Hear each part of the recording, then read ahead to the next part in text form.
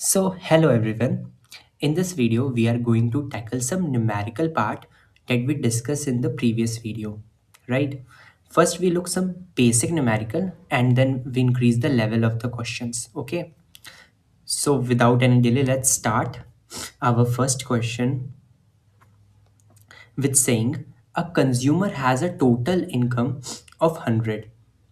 The price of good one is 5. Let me show something. First of all, let's solve. आप अगर आपको यहाँ पे एक चीज़ दिख रही है ना, राइट, कुछ ऐसे लिखा है, ये ना टाइपिंग प्रॉब्लम में थोड़ा, इसका मतलब ये है, ठीक है, प्राइस ऑफ गुड वन, ठीक है, P1। So I hope you understand this, ठीक है। तो सबसे पहले ना, हाँ, प्राइस गुड वन का 5 दे रखा है, the price of good two is 2। हमें बजट लाइन इक्वेशन चाहिए, हमें उसके इंटरसेप्ट चाहिए, हमें स्लोप चाहिए एंड अ ग्राफिकल रिप्रेजेंटेशन, ठीक है, उसे ग्राफिकल ड्रॉ भी करना है। So let's start this question. सबसे पहले हम अपना गिवन लिख लेते हैं। It's not a eraser, where is the pen. सबसे पहले हम गिवन लिख लेते हैं क्वेश्चन में कि हमें क्या क्या गिवन है। तो हमको गुड वन यहाँ पे लिख लेते हैं, let the good one is equal to X, ठीक है, हम गुड वन को एक्स मान लेते हैं। इसी तरह लेट द गुड टू को हम वाई मान लेते हैं, गुड टू को वाई। इसी तरह प्राइस ऑफ गुड वन,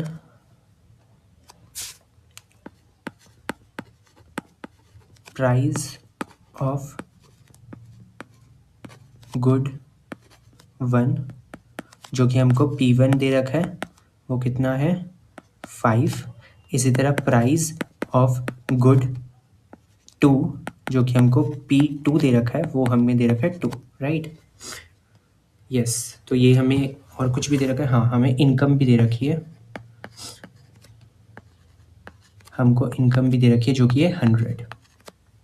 तो हमें इन इंफॉर्मेशन का यूज़ करके अपनी बजट लाइन इक्वेशन लिखनी है। तो जैसा कि हमने प्रीवियस वीडियो में डिस्कस कर रखा था कि हमारी जो बजट लाइन इक्वेशन होती है वो होती है P1। What is happening here यार, okay, let's start again. P1 x1 plus P2 x2 is equal to m। ये हमने अपने प्रीवियस वीडियो में डिस्कस कर लिया था। This is a budget line equation, right. तो अब जो हमें इस क्वेश्चन में गिवन है उसे पुट कर देते हैं इसमें ज़रा।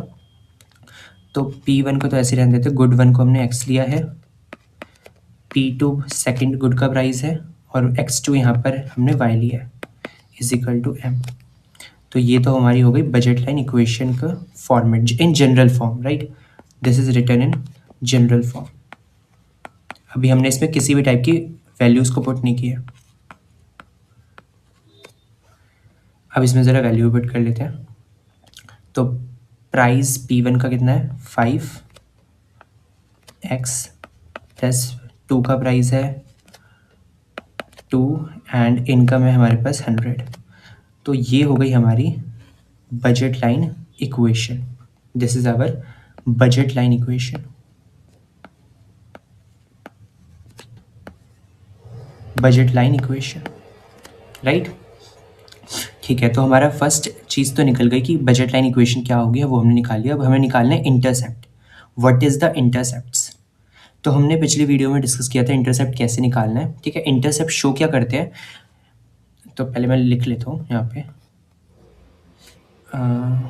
यहाँ पे लिख लेते हैं सबसे पहले y इंटरसेप्ट, y इंटरसेप्ट, ठीक है। y इंटरसेप्ट शो क्या करता है, मैक्सिमम कंजम्पशन शो करता है, मैक्सिमम कंजम्पशन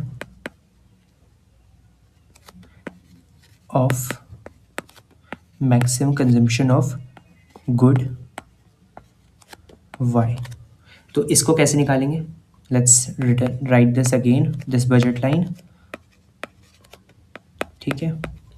अगर उसे y का मैक्सिमम कंजम्पशन करना है, दैट्स मीन कि वो गुड एक्स को बिल्कुल भी कंज्यूम नहीं करेगा, दैट्स मीन ये 0 हो जाएगा।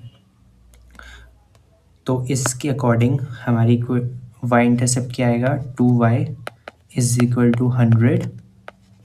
यहाँ से y अगर हम निकालेंगे तो वो आ जाएगा 100 divided by 2 and this is coming out y is equal to 50। y is equal to 50। तो ये आ गया हमारे पास y इंटरसेप्ट। इसी तरह अगर हम अब चलते हैं x इंटरसेप्ट को फाइंड आउट करने। x intercept,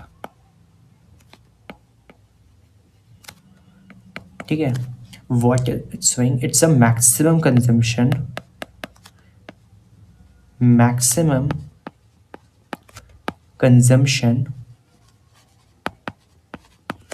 of good x, right? तो दोबारा से लिख सकते हैं अपनी budget line equation which is 5x plus 2y is equal to 100, right? तो इसमें अगर x इंटरसेप्ट निकालना, इट मीन्स वो y का कंजम्पशन बिल्कुल भी नहीं करेगा। Consumer is not consuming any unit of good y, that's mean it's become 0। So let's this happen. यहाँ पे आ जाएगा 5x इज इक्वल टू 100। यहाँ से x की वैल्यू आ जाएगी 100 divide by 5, so the x intercept become 20, ठीक है। तो हमारे पास यहाँ से y इंटरसेप्ट आ गया, यहाँ से x इंटरसेप्ट आ गया, ओके, ठीक है। हमने y इंटरसेप्ट निकाल लिए, x इंटरसेप्ट हो गया। Next is the slope. What is the slope? Okay, slope निकालने के लिए again we write the budget line which is again 5x plus 2y is equal to 100, right? 2y 5x term को हम opposite side लेके जाएंगे तो it become negative term, right? y is equal to 100 upon 2 minus 5x upon 2, the y become 50 minus 5 upon 2x। अगर मैं इसको और थोड़ा अच्छे से लिखूं तो 50 minus this become 2.5x, right? तो ये आ गया। अब यहाँ पे आप इजीली देख सकते हो, अगर आप कंपेयर करो जैसा कि हमने प्रीवियस वीडियो में डिस्कस किया था, y is equal to c minus mx form में। That means this representing y axis, this x representing x axis, right? This minus 2.5 representing slope, and it, right, the slope is negative actually, that's mean the line is negatively slope, and this 50 representing y intercept, right? So let's draw this equation graphically. So इसको बनाने के लिए हम एक graph बनाते हैं और वहाँ पे इसको शो करते हैं।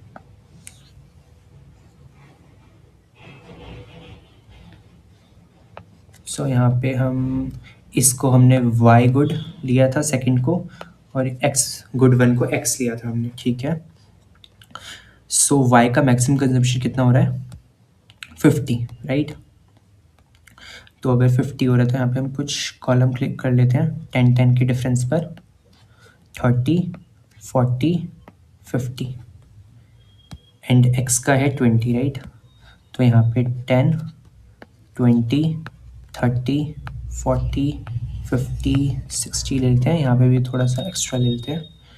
दिस बिकम 10, 10, 20, 30, 40, 50, 60, 20, 30, 40, 50, 60, ठीक है।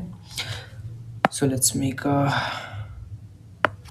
Line which is budget line. तो y का मैक्सिमम कंजम्पशन है 50 एंड x का है 20।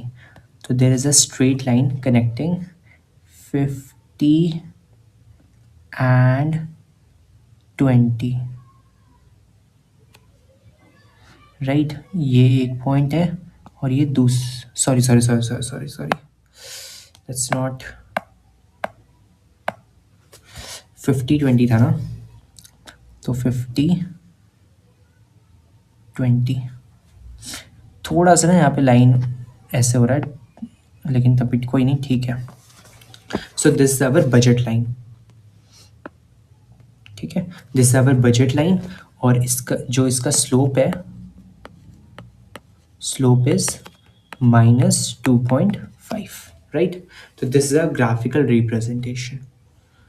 आई होप ये फर्स्ट क्वेश्चन आपको समझ आएगा। बहुत ही ज़्यादा बेसिक क्वेश्चन था, ठीक है, सबसे बेसिक क्वेश्चन, ताकि आपको समझ आ जाए बजट इक्वेशन लिखी कैसे जाती है, इंटरसेप्ट्स कैसे निकाले जाते हैं, स्लोप्स कैसे निकालते हैं, ठीक है, और उसे ग्राफिकली शो कैसे करते हैं। आई होप आपको फर्स्ट क्वेश्चन समझ आया होगा। सो नेक्स्ट क्वेश्चन पे चलने से पहले बस एक चीज़ यहाँ पे हमने छोड़ दी है, उसे मैं डिस्कस कर लेता हूँ एक बार। The slope, what the slope is representing, what is happening, okay, ठीक है। यहाँ पे स्लोप क्या रिप्रेजेंट कर रहा है, राइट, ये -2.5 वैल्यू क्या रिप्रेजेंट कर रही है, तो उसको लिख लेते हैं कि -2.5 वैल्यू क्या रिप्रेजेंट कर रही है। If the consumer increase their consumption, increase their consumption of good one by 1 unit, by 1 unit, then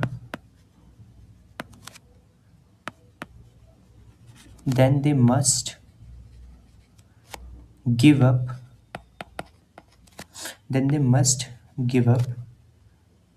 2.5 units of good to, right. अगर कंज्यूमर अपनी गुड वन जो कि एक्स है उसकी यूनिट को 1 यूनिट इंक्रीज करता है, उसकी कंजम्पशन को 1 यूनिट से इंक्रीज करता है, राइट। फॉर एग्जांपल कि अगर ये आई थिंक यहाँ मैक्सिमम कितना कर रहा है 20, राइट, 20 कंजम्पशन कर रहा है, तो अगर वो 1 यूनिट इंक्रीज करता है 21 करता है, तो जो गुड टू का कंजम्पशन है वो 2.5 यूनिट्स कम हो जाएगा, राइट। 50 में आप 2.5 घटा दो तो कितना हो जाएगा, 2.5 घटा देंगे तो कितना हो जाएगा, 7 कह रहा हूँ, 47.5, 47.5, right. So this is representing the slope. That's why मैंने ये पिछली वीडियो में बताया था, इसको अपॉर्चुनिटी कॉस्ट भी बोलते हैं, राइट, या इसे इकोनॉमिक कॉस्ट भी बोलते हैं। सो नेक्स्ट क्वेश्चन पे आ गए हम, ठीक है। ये क्वेश्चन हॉल वेरियन की बुक का है, ठीक है। Again one of the basic question है, तो आप वीडियो को पॉज करके इसे खुद से सॉल्व कर सकते हो, राइट। उसके बाद आप आंसर देख सकते हो कि हमारा आंसर सही है या गलत है, जो भी है, राइट। तो आप, और मैं तो सॉल्व भी करता हूँ, राइट, मैं तो सॉल्व ही करता हूँ। तो यहाँ पे दे रखा है, you have an income of $40 to spend on 2 commodities. हमारे पास $40 इनकम है जिसे हम 2 कमोडिटीज़ पर स्पेंड करेंगे, right. The commodity 1 cost $10 per unit. जो कमोडिटी 1 है वो $10 की है, एंड जो कमोडिटी 2 है वो $5 पर यूनिट कॉस्ट आता है, ठीक है। तो अगर मैं मान लूँ कि जो कमोडिटी 1 है वो x है, तो कितना स्पेंडिंग, $10 मल्टीप्लाई x, ये एक्सपेंडिचर हो गया जो हम कमोडिटी 1 पे करेंगे। Similar the expenditure on commodity 2 is $5 multiply, let's suppose the commodity 2 is y, and this is equal to the income, which is a $40. So this is our budget equation, right? अगर next the B part, if you spend all your income on commodity 1, अगर मैं सारी income अपनी commodity 1 पे खर्च करता हूँ तो मैं उसे कितना परचेज कर सकता हूँ? That's mean the 5y term is become 0. So this is coming out 10x is equal to 40. If I'm solving this equation, the x is 4. So maximum 4 unit I can consume of commodity 1. Similar we can do for the commodity 2. 5y is equal to 40.